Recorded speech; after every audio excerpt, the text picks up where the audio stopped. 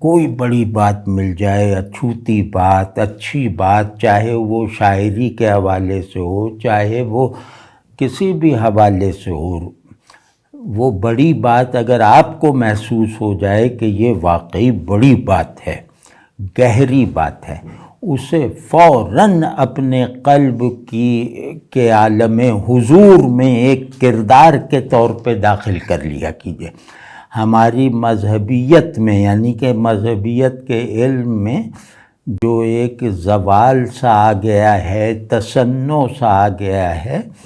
اور ایک دعویٰ سا آ گیا ہے، فکسٹی آ گئی ہے،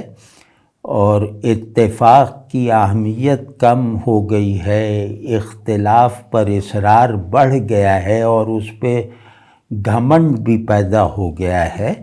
اس کا ایک سبب، بڑے اسباب دوسرے ہیں، وہ روحانی ہیں، لیکن ایک سبب یہ ہے کہ ہم بڑی باتوں کے قدردان نہیں رہ گئے۔ یعنی ہمارے ذہن میں جیسے وہ اڑنے والی ارج ختم ہو گئی،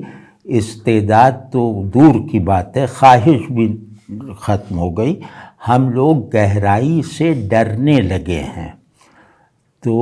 اس کا اثر جو ہے وہ ہمارے تمام طرح کے اذہان پہ پڑا ہوگا،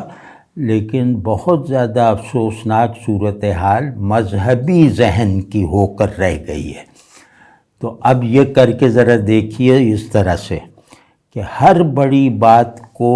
اپنی تعمیر میں صرف کرنا ہے، اپنے روحانی آرڈر میں اس کو کھپانا ہے،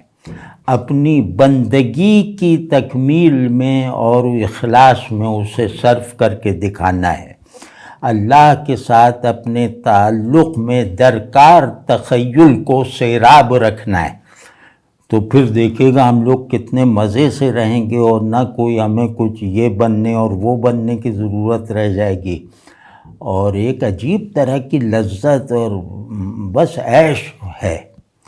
کہ بس ہم جیسے شکاری ہیں، ہر وقت ایک جال ہمارے اندر ہے کہ جو اچھی مچھلی نظر آئے